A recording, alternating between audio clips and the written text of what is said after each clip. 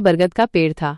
उस बरगद के नीचे एक छोटी सी झोपड़ी में राधा अपनी दादी माँ के साथ रहती थी। राधा की आंखें उतनी ही चमकदार थीं जितनी सुबह की ओस की बूंदें, और उसके होठों पर हमेशा एक प्यारी सी मुस्कान खिली रहती थी, मानो वो दुनिया के सारे दुखों से अनजान हो। लेकिन नियति के खेल निराले होते हैं और जीवन की सबसे मधुर धुन भी कभी कभी अचानक थम जाती है।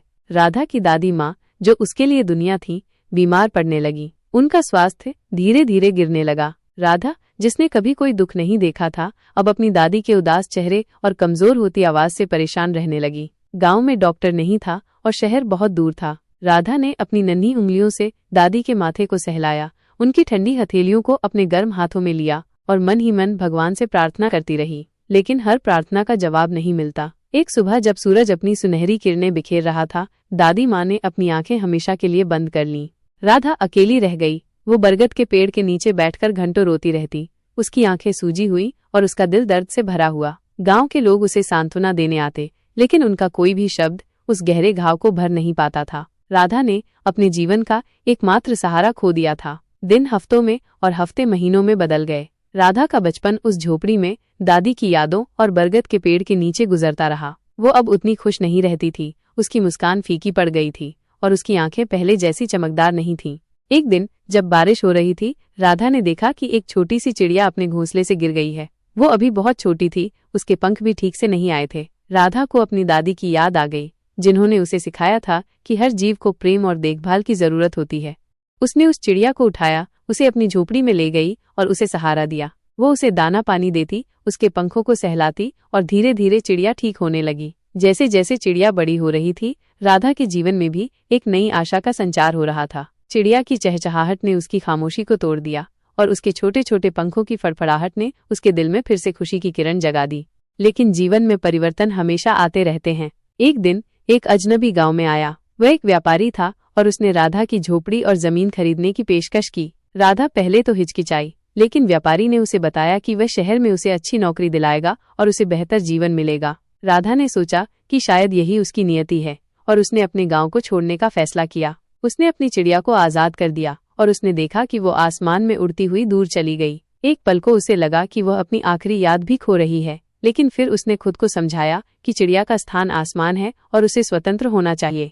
राधा शहर आ गई। शहर की ऊंची इमारतें और भागती हुई भीड़ उसे डराती थी। वह एक बड़ी फैक्ट्री में काम करने लगी, जहां उसे दिन भर मशीनों के बीच काम करना पड़ता था। उसका जीवन नीरस हो गया था और उसे अपने गांव और दादी माँ की याद सताती रहती थी। शहर में लोग इतने व्यस्त थे कि किसी को किसी की परवाह नहीं थी। राधा को अकेलापन महसूस होने लगा। उसे लगता था कि उसने अपनी आजादी और अपना बचपन सब कुछ खो दिया है। एक दिन फैक्ट्री में एक दुर्घटना हुई। एक मशीन खराब हो गई और राधा का हाथ उसमें फंस गया। उसे बहुत चोट लगी और उसे अस्पताल ले जाया गया। जब वो अस्पताल में थी तो उसे लगा कि वो अब कुछ भी नहीं कर पाएगी। उसके मन में निराशा घर कर गई। तभी उसे अपनी दादी माँ की बातें याद आईं, जिन्होंने उसे सिखाया था कि मुश्किलों में भी हिम्मत नहीं हारनी चाहिए। उसने अपनी हिम्मत बटोरी और धीरे धीरे ठीक होने लगी। जब वो अस्पताल से लौटी तो उसने देखा कि उसकी फैक्ट्री में उसकी जगह किसी और को दे दी गई है। राधा के पास अब कोई काम नहीं था और उसके पास शहर में रहने का कोई सहारा नहीं था। वो सोच में पड़ गई कि अब वो क्या करेगी। उसे लगा कि उसकी सारी उम्मीदें खत्म हो गई हैं। लेकिन फिर उसे अपनी चिड़िया की याद आई, जिसने मुश्किल समय में उसे सहारा दिया था। उसे अपनी दादी माँ की बातें याद आईं, जिन्होंने उसे सिखाया था कि हर अंत एक नई शुरुआत हो सकती है। राधा ने शहर छोड़ने का फैसला किया। वो वापस अपने गांव लौटी। बरगद का पेड़ अभी भी वहीं खड़ा था और उसकी झोपड़ी भी, लेकिन अब वो थोड़ी पुरानी हो गई थी। राधा ने अपनी झोपड़ी को फिर से ठीक किया। उसने गांव में छोटे मोटे काम करना शुरू किया। उसे देखकर गांव के लोग भी खुश थे। वो अपने गांव में एक छोटा सा स्कूल खोलने लगी, जहां वो बच्चों को पढ़ाती थी। उसे बच्चों के साथ रहने में खुशी मिलती थी और उन्हें पढ़ाते हुए उसे लगता था कि वो अपनी दादी माँ की विरासत को आगे बढ़ा रही है। एक दिन जब वो बरगद के पेड़ के नीचे बैठी थी, उसने देखा कि एक चिड़िया उसके पास आकर बैठ गई। वो चिड़िया बिल्कुल वैसी ही लग रही थी जैसी उसकी चिड़िया थी जिसे उसने आजाद किया था। चिड़िया ने उसके कंधे पर बैठकर चहचहाना शुरू किया। राधा को लगा कि ये उसकी वही चिड़िया है जो वापस आ गई है। उसकी आंखों से खुशी के आंसू बहने लगे। उसे लगा कि उसकी दादी माँ भी उसके साथ है और उसकी मेहनत और सब्र का फल उसे मिल गया है।